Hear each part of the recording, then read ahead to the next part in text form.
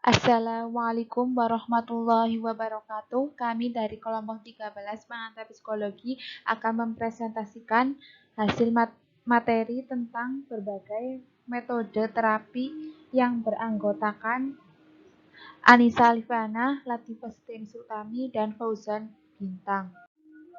Latar belakang sejarah. Menurut teori kuno yang didukung oleh sekarang Tiongkok, Mesir, dan Yahudi kuno, sekarang yang terkena gangguan jiwa dikuasai oleh roh jahat. Setan diusir dengan teknik seperti doa, mantra, sihir, dan pengguna obat-obatan pencahar yang diramu dari tumbuh-tumbuhan. Jika pengobatan semacam itu tidak berhasil, dilakukan tindakan lainnya lebih ekstrim untuk membuat setan itu tidak berhasil. Dilakukan tindakan lainnya lebih ekstrim untuk membuat setan itu merasa bahwa tubuh orang tersebut bukan merupakan tempat yang menyenangkan bagi roh jahat. Mencabuk, membiarkan lapar, membakar, bahkan melempari batu sampai mati merupakan bentuk penyembuhan yang tidak jarang dilakukan.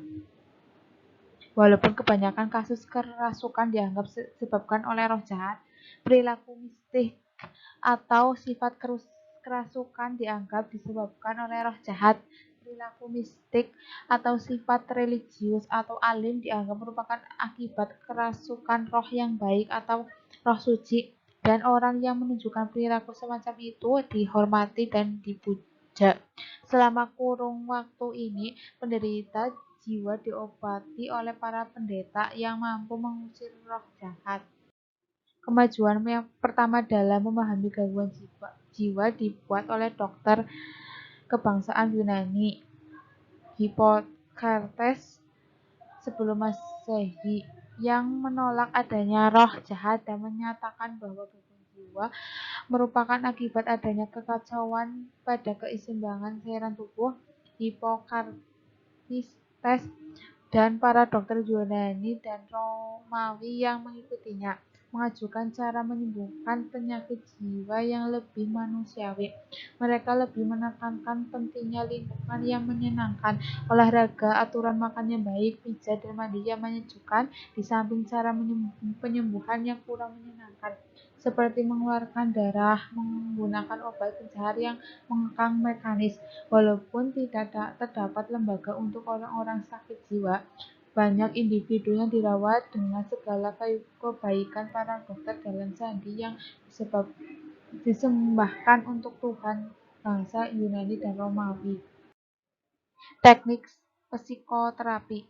Psikoterapi adalah perawatan dan penyembuhan gangguan jiwa dengan cara psikologis ketimbang fisik atau biologis.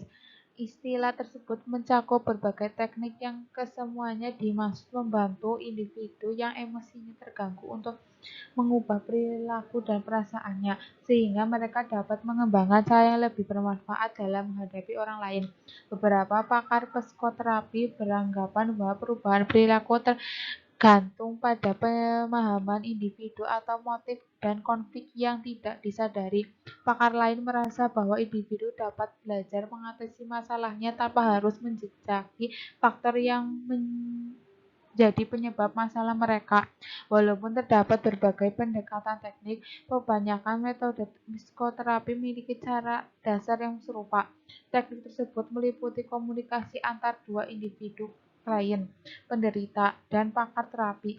Klien didorong untuk mengungkapkan rasa takut, emosi, dan pengalamannya secara bebas tanpa merasa takut dinilai atau dicemoohkan oleh pakar terapi. Sebaliknya, pakar terapi tersebut menunjukkan simpati dan pengertian, serta mencoba membantu klien mengembangkan cara yang lebih efektif untuk mengenai masalahnya. Psikoanalisis. Psikoanalisis adalah metode terapi berdasarkan konsep Freud. Kita membahas teori kepribadian Freud dalam bab 13 dan konsep psikoanalisis tentang kecemasan. Bab 14. Tujuan psikoanalisis adalah menyadarkan individu ada konflik yang tidak sadarinya dan mekanisme pertahanan yang digunakan untuk mengendalikan kecemasan. Apabila motif dan rasa takut yang disadari telah diketahui, hal-hal tersebut dapat diatasi dengan cara yang lebih rasional dan realistik. Asosiasi bebas. Salah satu teknik utama para psikoanalisis yang digunakan untuk memudahkan penyembuhan konflik tidak sadar adalah asosiasi bebas. Klien mendorong untuk membebaskan pikiran dan perasaan dan mengucapkan apa saja yang ada dalam pikirannya tanpa menyuntingan atau penyensoran. Namun, hal ini tidak mudah dilakukan dalam percakapan jika sejak kecil belajar berhati-hati dan berpikir dulu sebelum berbicara. Gagasan yang kedengarannya seperti tidak layak, bodoh, atau memalukan biasanya tetap tidak terucapkan. Penafsiran. Pakar psikoanalisis berupaya untuk mengatasi pengekangan atau ganjalan klien dan mendorong pemahaman diri yang lebih lengkap melalui penafsiran atau interpretasi. Penafsiran biasanya mengambil satu dari dua bentuk. Pertama, analisis memperhatikan gejala individu. Orang-orang seringkali belajar sesuatu tentang dirinya hanya bila serangkaian asosiasi tiba-tiba macet, ketika mereka melupakan janji, ketika mereka ingin mengalihkan pembahasan, dan sebagainya. Kedua, analisis dapat menyimpulkan sendiri apa hakikat di balik pernyataan klien dan berupaya memberikan asosiasi selanjutnya. Misalnya, seorang klien dapat mengatakan sesuatu yang dia kira adalah hal yang sepele dan setengah meminta maaf karena tidak pentingnya hal tersebut. Pada yang sepele dan setengah meminta maaf karena tidak penting hal tersebut, pada titik ini, analisis dapat menemukan bahwa apa yang tampaknya remeh dapat menyinggung sesuatu yang penting. Jika penafsiran dapat tepat waktunya, hal tersebut dapat mengikatkan asosiasi baru. Perlu diperhatikan bahwa analisa harus berhati-hati untuk tidak mengumpulkan apa yang penting. Individu tersebut harus menemukannya sendiri. Transference. Dalam psikoanalisis, sikap klien terhadap analis dianggap sebagai bagian penting dari perawatan. Cepat atau lambat, klien akan menimbulkan respon emosial yang kuat terhadap analisis. Ada kalanya respon yang positif dan ramah, kadang-kadang negatif dan tidak bersahabat. Seringkali rasa ini bukan merupakan respon yang tidak sesuai dengan apa yang terjadi dalam waktu pertemuan terapi. Respon klien membuat para pakar terapi sebagai objek. Respon emosial disebut transferan. Klien mengingatkan sifat tersebut pada analis yang sebenarnya ditunjukkan pada orang lain yang penting dalam hidupnya. Freud yakin bahwa transference merupakan bekas dari rasa masa kanak-kanaknya terhadap orang tua. Reaksi, pemahaman mendalam, dan penanggulangannya. Proses perkembangan selama terapi psikoanalisis biasanya dikaitkan dengan 3 pengalaman utama. Reaksi, lebih sedikit memahami arti kesulitannya, serta berulang-ulang menanggulangi konflik dan reaksi seseorang terhadap konflik. Reaksi abstraction adalah terlepasnya emosi yang tertekan, mengungkapkan emosi yang kuat, dan menghidupkan kembali pengalaman emosi masa lalu dengan rasa aman. Pada waktu pertemuan dengan analisis seringkali membuat klien merasa lega. Proses seperti ini disebut katarsis, seakan-akan hal ini berupa penguraian emosi. Berbagai terapi perilaku.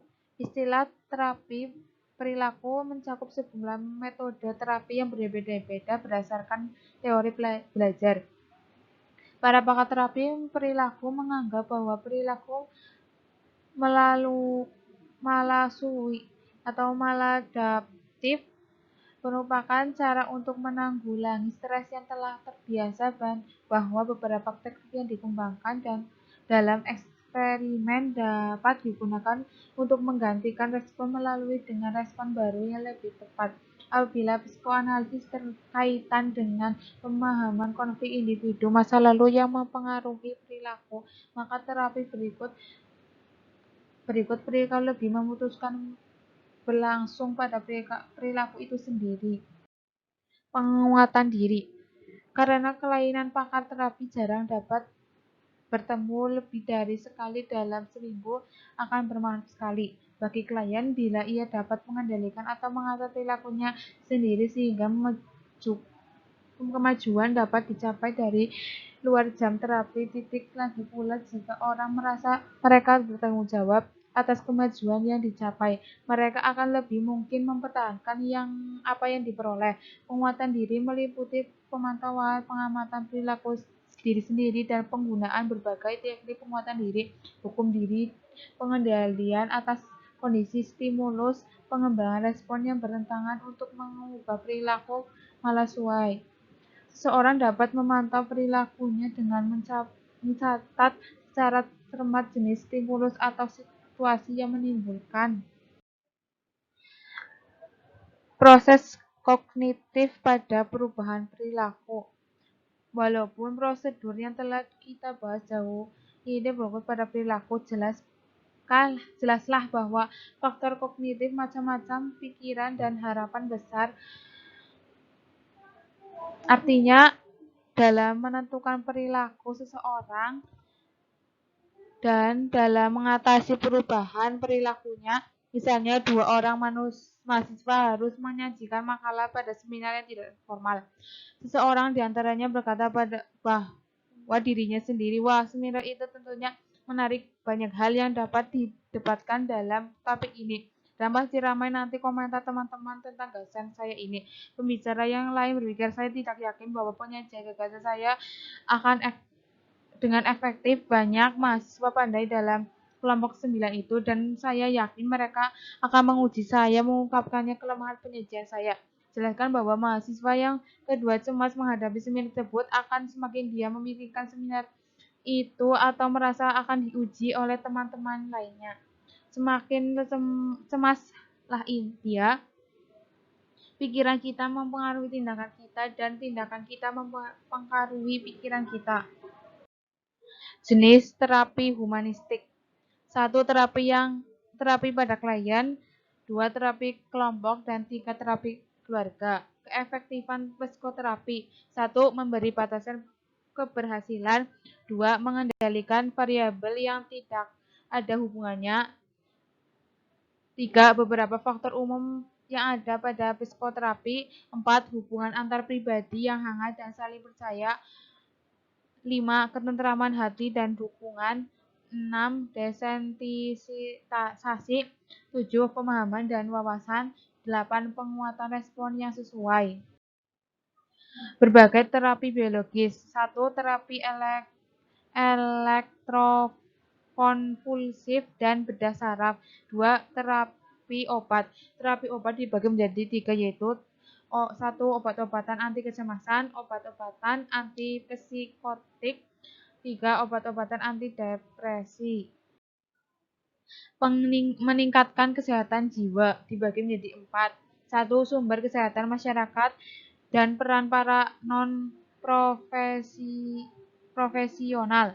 Berbagai sumber masyarakat telah dikembangkan untuk menanggapi kebutuhan psikologis dari kelompok yang berbeda. Titik pada tahun 1960-an misalnya didirikan oleh Balai Pengobatan Gratis di District of San Francisco untuk memenuhi kebutuhan anak-anak muda yang terseret ke dalam gerakan hippie.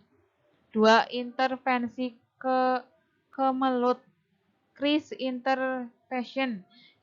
Intervensi kemelut merupakan suatu bentuk perkembangan yang cukup mutakhir yang memberi bantuan segala kepada individu dan keluarga yang mengalami stres dan yang parah. 3. Orang-orang bukan pakar sebagai penerapi. Sebagai program pemasyarakatan yang telah ditambah tidak berfungsi baik tanpa bantuan orang-orang yang bukan pakar, karena kebutuhan akan pelayanan psikologi jauh melebihi jumlah pakar terapi yang tersedia. Penduduk yang mau memperhatikan ini dapat memainkan peran yang sangat berharga. 4. Mengembangkan kesejahteraan emosi sendiri. 1. Terimalah perasaan Anda sebagaimana adanya. Emosi yang kuat dapat menimbulkan kecemasan, kemarahan, kesedihan, ketakutan, kegagalan. Mencapai tujuan yang dicita-citakan secara keseluruhan merupakan emosi yang tidak menyenangkan. 2. Mengenali kerapuhan emosi Anda dengan menemukan jenis situasi yang membuat Anda marah atau menyebabkan Anda bereaksi keterlaluan dapat membantu menyadari terjadinya stres. 3.